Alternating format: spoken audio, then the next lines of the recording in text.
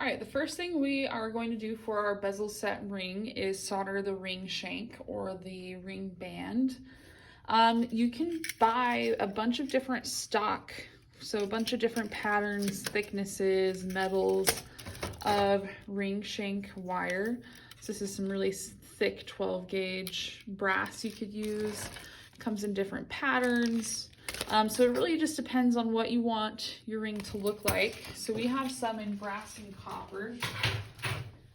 I'm just going to actually use this 12 gauge wire. It's curved on the top, so domed on the top and flat on the bottom. So it makes for a really nice ring shank. Fits nice on the hand. So I'm going to take a couple chunks of that. So just a little bit, about 3 inches. And I am a size 9 for my ring. So I'm gonna hold it over the 9 on the ring mandrel and bend it around so that it overlaps, like so. Once it's overlapping, I'm going to take a pen or a Sharpie and mark where I need to trim it. So I always give myself a little bit extra because I know I'm going to be filing it. After I've marked one side, I can use my diagonal cutters to cut the excess off. They do make rulers that you can use, so if you know you're a size 9, you can line it up on the ruler and that's how much you should cut. But when you start to change the thickness of the metal, you have to be able to make some kind of adjustments to that measurement. So I always just like to measure it directly to the ring mandrel. Once I have the length that I need, I'm just going to hammer it down flat so that I can file it. If you'll remember from the soldering demos, solder does not fill in space. So whatever we're doing, we have to make it have a tight fit. So if you look up close to where I cut, it doesn't cut perfectly straight and it kind of pinches the metal off. So we have to take it and file it flat so that when the ring shank meets, it's a perfect fit and there's no gaps. So I'm going to file it on each side.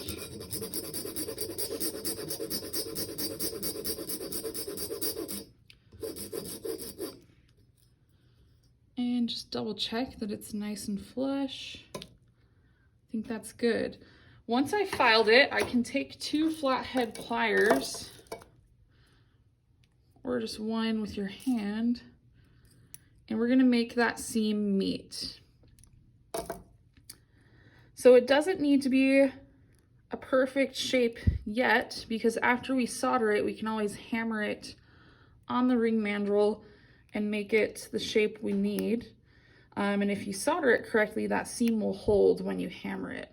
So what I'm doing is trying to make that seam meet perfect without any gaps. What I like to do is I like to bend them past each other so that when they meet, they're kind of resting and pushing up against that seam. This part takes probably the longest because it has to be a perfect joint or else it will not solder correctly. So really spend the time to get that seam where you want it. Once it's soldered, that's what it's going to be. So that looks pretty good. So you can see it meets perfect and that there are no gaps between the metal. So I can take this and I'm actually going to do 2 ring shanks for this ring and I can go solder them so that they are ready for the next stage. All right, before I begin soldering, I kind of just want to do a check and make sure I have everything I need for the project I'm working on. So I have my Smith little torch. I've already checked for leaks and I've checked that both tanks have fuel, so we're good to go there. I have a jar of water to cool or quench the metal once I'm done heating it. I have tweezers to handle the metal. I have my striker so I can ignite the torch. I have my 3rd arm to hold my pieces while I'm soldering. And then I also have my flux. If you'll remember, flux helps the solder flow. It prevents the metal from oxidizing. And I have 3 different types of solder. So I have hard, medium, and easy solder. And we'll talk about what those do in just a moment. After I've checked and gone through my checklist, I have everything set up, I can then bring my project over and start to solder. When you have a project that has multiple components that need to be soldered, you're going to want to use different types of solder depending on which stage you're in. So there are hard, medium, and easy solders, and the difference between the three is the temperature that they flow at. So hard flows at the highest temperature, so it takes more heat to get this solder to melt. Medium's in the middle, and easy takes the least amount of heat, so it's the easiest to get to flow.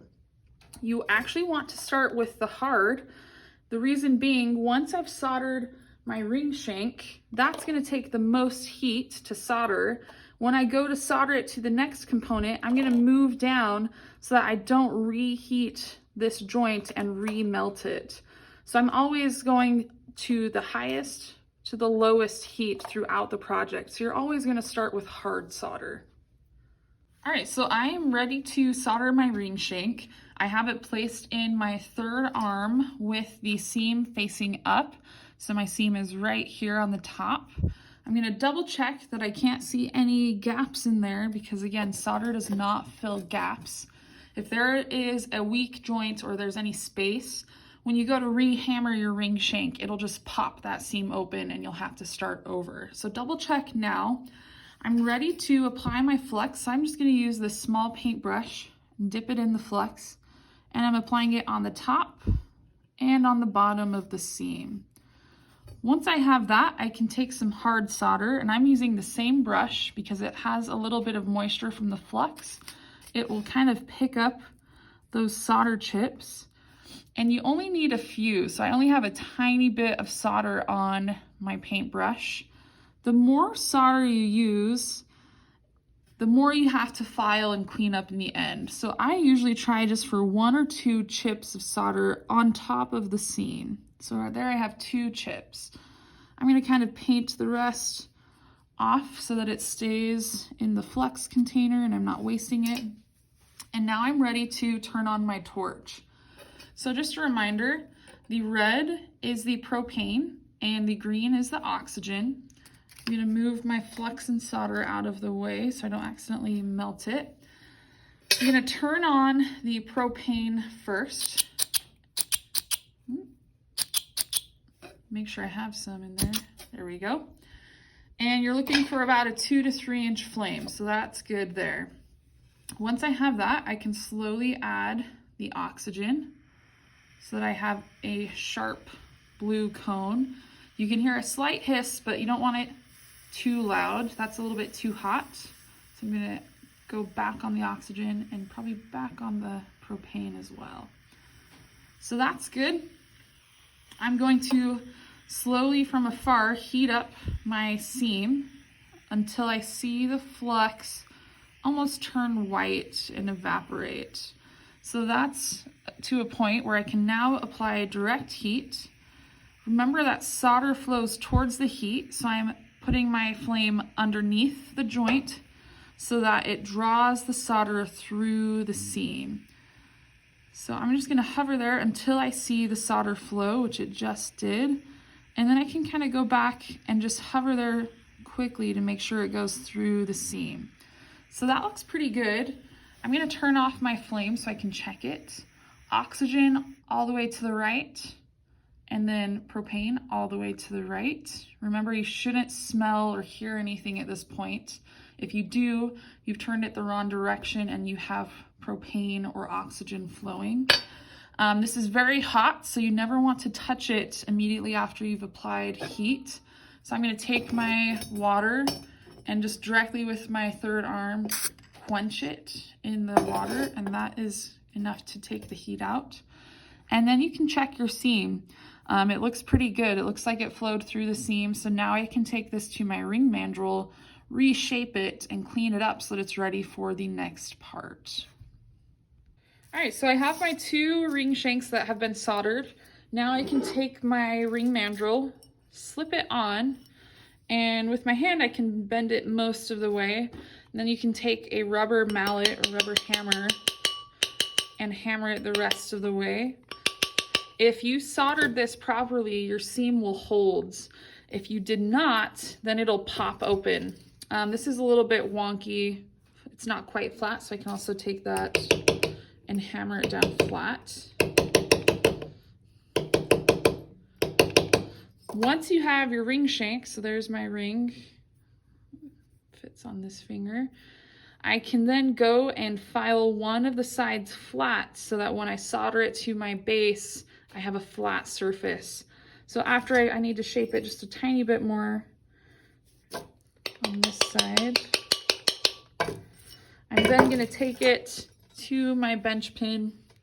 In this case, I'm using an anvil. I'm going to file one of the sides completely flat.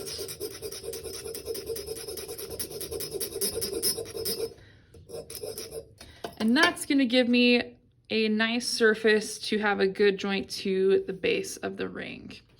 So once you've done that, your ring shank is ready to go and you can move on to the next part of the project.